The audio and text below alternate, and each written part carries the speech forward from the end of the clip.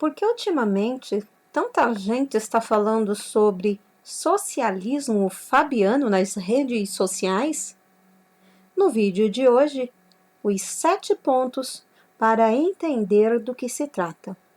Este é o 10º episódio da série O Cristão e as Ideologias. O povo que não conhece a sua história está condenado a repeti-la. Análise histórica e crítica sobre o pentecostalismo universal. Se inscreva, curta e compartilhe.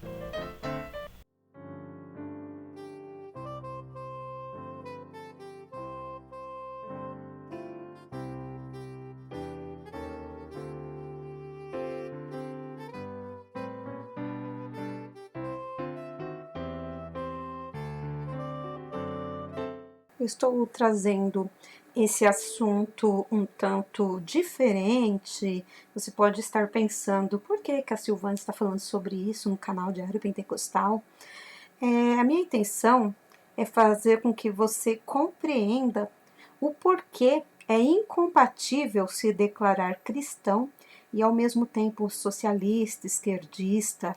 É preciso ter uma noção, ao menos básica, de alguns conceitos ideológicos. Para isso, eu vou apresentar algumas informações básicas sobre o assunto, a fim de fortalecer o arcabouço necessário para se entender este assunto. O socialismo fabiano é uma doutrina que surgiu no final do século XIX, após o manifesto de Karl Marx do Partido Comunista. Mas, diferentemente do marxismo, desse manifesto de Karl Marx, os fabianos, eles viram que a transição para o socialismo deveria ser feita de forma gradual, sem ruptura revolucionária. Então, o socialismo fabiano, ele prega igualdade de oportunidade para todos, redistribuição de riquezas e justiça social, mas mantém o direito à propriedade privada e à economia de mercado, embora regulamentada pelo Estado, o que também é diferente da proposta da corrente marxista, que defendia o fim da propriedade privada e a socialização dos meios de produção. Então, o socialismo fabiano é considerado um socialismo cor-de-rosa, que aproveita algumas ideias do capitalismo, mas que tem no Estado um regulador da economia e provedor de necessidades básicas da sociedade. Ao contrário do que muitos imaginam, o socialismo fabiano não nasceu na Rússia, ele nasceu no Reino Unido. Então, na época, o país vivia um capitalismo, entre aspas, capitalismo selvagem, né? Nas palavras do professor dela, Justina, que resultou em pobreza e péssimas condições de trabalho para boa parte da população. Neste cenário, um grupo de intelectuais britânicos se reuniu e, em 1884, fundou a Sociedade Fabiana, o mais antigo instituto de estudo político britânico, conforme descrito no site da própria organização. O fabianismo também se diferencia de outras vertentes do socialismo por acreditar que as mudanças poderiam ocorrer de forma gradual por meio de reformas, no caso evolução, em vez de revolução. Foi por esta característica que o movimento ganhou o nome que tem. Trata-se de uma referência ao general romano Quintus Fábius, que durante a Segunda Guerra Púnica, de 218 a 201 a.C., tinha como estratégia cansar o inimigo e atacar as linhas de suprimento, evitando confrontos diretos com tropas maiores. O casal Beatrice e Sidney Webb e o dramaturgo e jornalista George Bernard Shaw são nomes proeminentes quando se fala em sociedade fabiana. Em 1895, os três, Beatrice, Sidney e George Bernard, junto com o educador Graham Wallace, eles fundaram a London School of Economics, um dos mais prestigiosos centros de pesquisa acadêmica do mundo.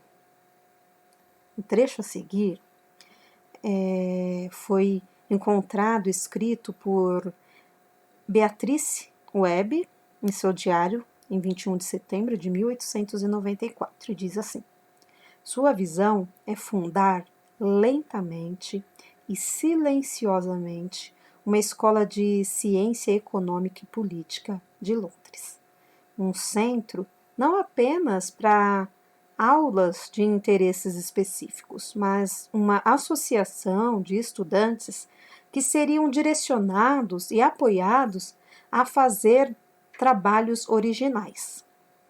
O primeiro-ministro do Reino Unido em 1922, Ramsay MacDonald, também foi um nome conhecido por ser o primeiro membro do Partido Trabalhista a assumir o cargo.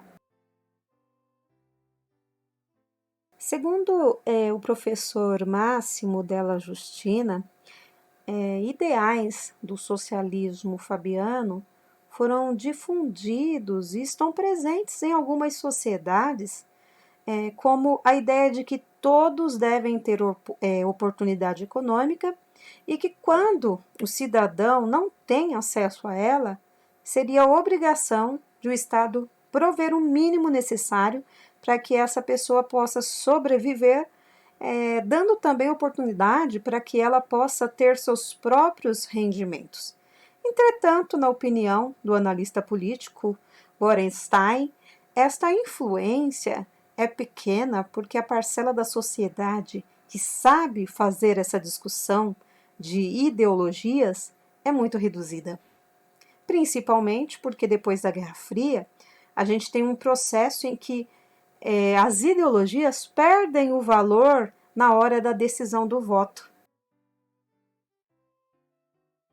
O PT, Partido dos Trabalhadores, durante os governos de Luiz Inácio Lula da Silva e Dilma Rousseff, implementou algumas políticas sociais que vão de encontro de ideias do fabianismo, como o programa Bolsa Família e o sistema de cotas nas faculdades públicas. O PSDB, em teoria, também pode ser associado ao socialismo fabiano pelo próprio estatuto, o próprio estatuto que o rege, e baseado na social-democracia. Apesar disso, Borenstein afirma que estes partidos não podem ser considerados socialistas fabianos, porque, embora tenham alguns propósitos em comum com a doutrina, na prática de gestão, quando eles estavam no poder, tanto o governo de Fernando Henrique Cardoso quanto o de Lula e Dilma se adaptaram à realidade e convergiram para uma política com viés mais de centro e liberal, abrindo mão de alguns programas ou deixando de lado ideologias que deram base à criação dos partidos. O assunto sobre socialismo fabiano surgiu quando tomou posse como prefeito de São Paulo João Dória, e tem sido alvo de críticas pela denominada extrema-direita por supostamente estar alinhado ao fabianismo.